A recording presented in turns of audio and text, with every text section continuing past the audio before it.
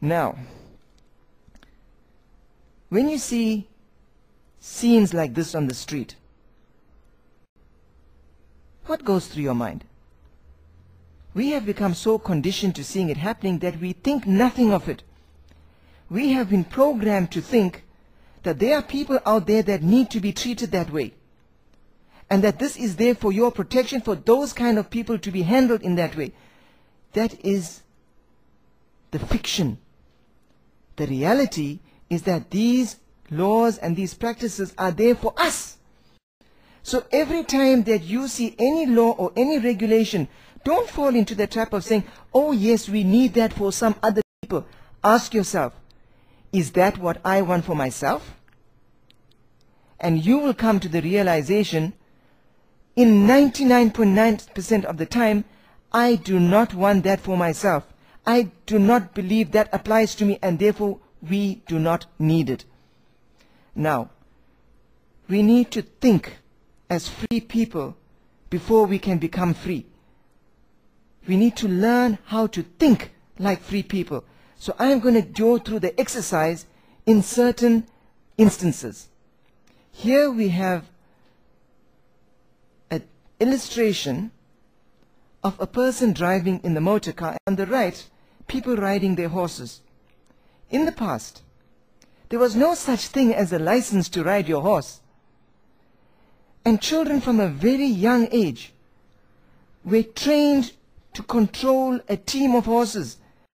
And I have been led to believe that it is much more difficult to control a team of horses than it is to control a modern motor car. Yet, in the past, young children, and even today on the farms, young children will handle a team of horses, while we have deprived our youngsters from acquiring the knowledge to have safe and efficient mobility on the roads by restricting them to acquiring a license only when they have turned 17 or 18. And we accept this as normal. Now, is this correct in a free world? In a slave world, it makes perfect sense. But in a free world, does it make sense to have a driver's license? I am sure your initial response to the driver's license is, of course we need a driver's license. If we didn't have one, there'll be mayhem on the roads. People will be killing everyone. So let us think about this rationally and carefully. I have asked this question to a lot of people. If you did not know how to drive, would you go and drive on the road? And I have always had the answer that says, no, there's no way I'm going to go on the drive. In fact, I know people, elderly people, who have never learned how to drive, who will not sit behind the driver's wheel. So the fact of the matter is, the vast majority of people will not drive if they have not some form of formal training. So if there was no law that stipulates that we must have a driver's license, what would be the situation? Firstly, you as an individual will still seek some form of training before you drove. You may go to somebody who is already competent in driving. You may even go to a school that teaches driving. We don't have driving schools just because there's a law that says everybody must have a license. Even if there was no such law, there will still be people who teach others how to drive, because people want to acquire that knowledge. If we don't have the time to teach our children, we will allow others to do it for us at a price. What will happen for people that work as drivers? It is most likely that the employers will demand of their potential employee that they provide some proof of competence.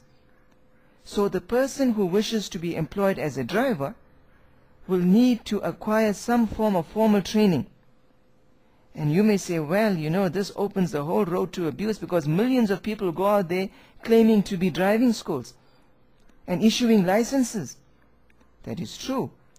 But I envisage that what will happen is that organizations like the AA or insurance companies may actually go out and vet the various organizations providing this service. And we will have a list of people who have gone, for example, to the AA, paid a fee, and had themselves certified as competent in training people and issuing them with a certificate of competence. That's all it is, a certificate of competence. So when we want to get trained, or when we wish to produce proof of our competence, we will go to an institution that has some form of license that says, I have been vetted as being a reliable source for your training.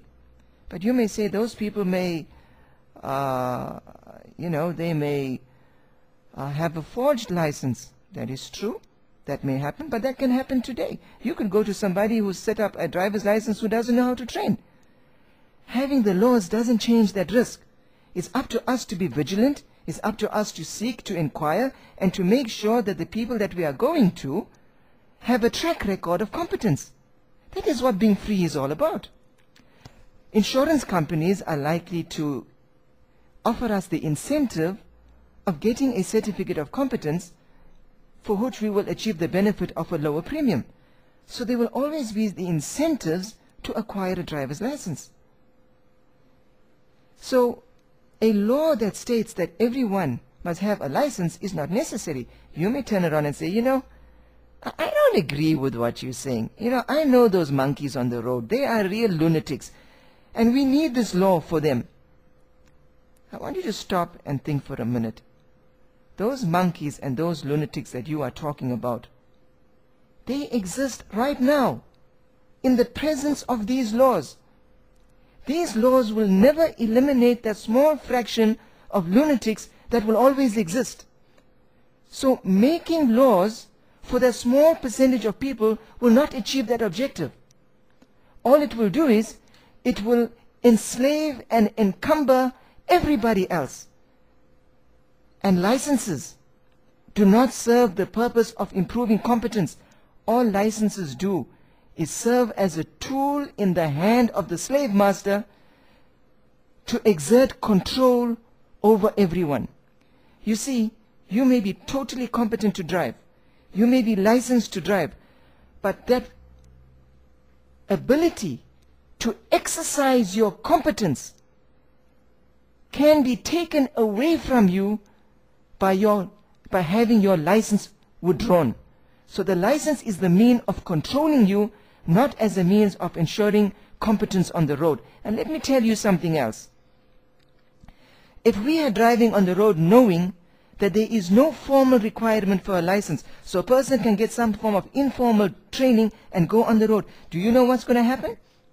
Each one of us is going to become much more vigilant on the road, because we know that there may be somebody who is not as good as he should be. And what that will do is, it will make us more alert, it will make us more defensive in our driving, and I am certain that the likelihood of accidents will actually decrease rather than increase. So what about the question of speed limits on the road? We have taken it for granted that observing the speed limit saves lives, and that speeding kills. We see these signs on the road, speed kills, arrive alive, and we have all embraced the idea. Is this true, or is this just another means of telling us you are not allowed to think for yourself? You are not allowed to do anything according to your own free will. You are not allowed to think and act like a rational person. You have to listen to what I tell you. Is that what speed limits are all about? Let's think about it. To understand speed limits, we've got to understand how they came about in the first place. Because for years, there was no limitations on what speed a person may drive on the road. Then governments instituted speed limits. And when we have studied how these laws have come about, and we know that there's a predominance of laws that are anti-God and pro-Satanist, and we know that this can't be as a matter of chance, so we have to ask ourselves, is this imposition of speed limits not a manifestation of the same thing? So how did speed limits come about?